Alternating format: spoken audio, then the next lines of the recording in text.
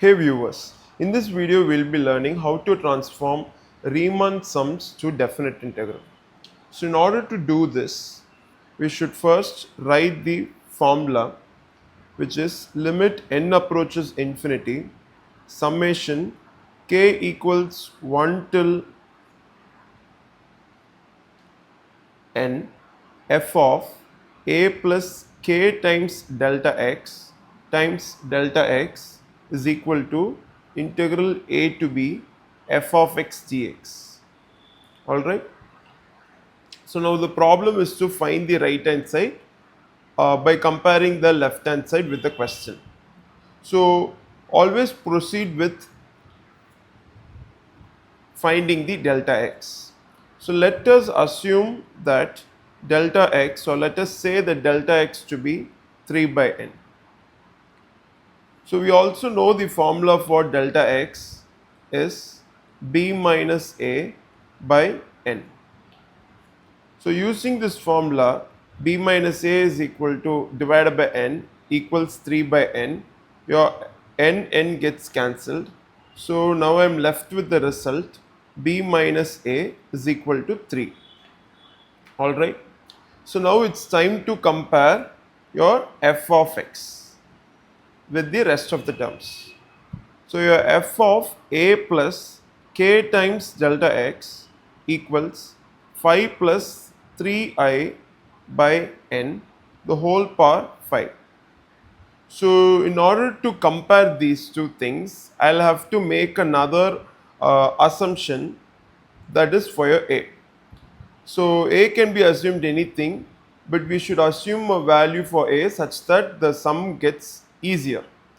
So I'm simply going to assume that a to be equals 5, and if I do so,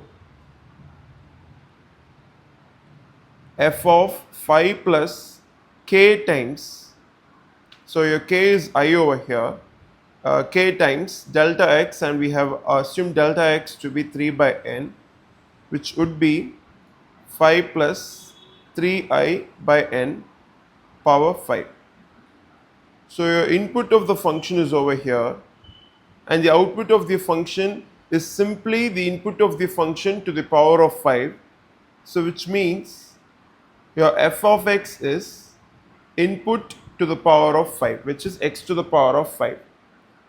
And now that I have made f of x, I can now reveal out the b's value, because when a is equal to 5, b minus 5 equals 3.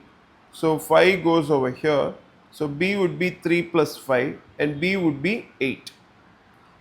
So my answer for b is 8 whenever my a equals 5. And yes, the problem gets solved now, because we are asked to find integral a to b f of x dx. So integral a is 5, b is 8, and f of x is x power 5 dx. This is the solution for the problem.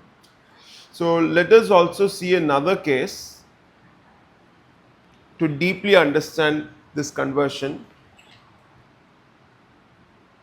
Limit n approaches infinity, summation k equals 0 to phi n, 1 by 1 plus k by n times 1 by n.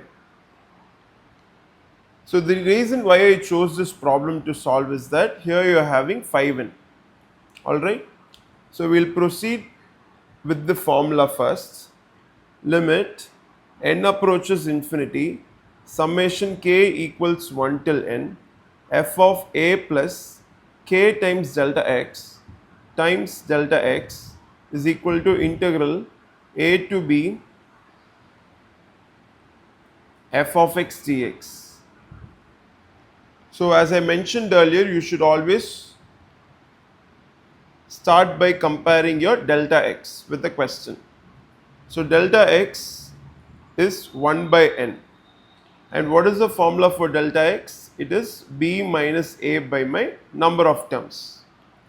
So b minus a, and the number of terms in the given summation is 5n is equal to 1 by n. Now my n gets cancelled, so b minus a would be equal to 5. Now I should compare the rest of the terms in the question with their function. So f of a plus k times delta x is equal to 1 by 1 plus k over n. Alright. Now I should make my second assumption, that is for my a. So I'm going to assume a to be equal to 1 so that my problem gets solved easily. And since I've taken delta x to be 1 by n already, f of 1 plus k into 1 by n is equal to 1 by 1 plus k by n. Now comparing the function, we can clearly see that input is over here and the reciprocal of the input is on the right hand side, on the output side of the function. So f of x clearly means that you should reciprocal the input which you are getting. So which it is technically a reciprocal function. So now that I've got my f of x when a equals 1, I can now find the b.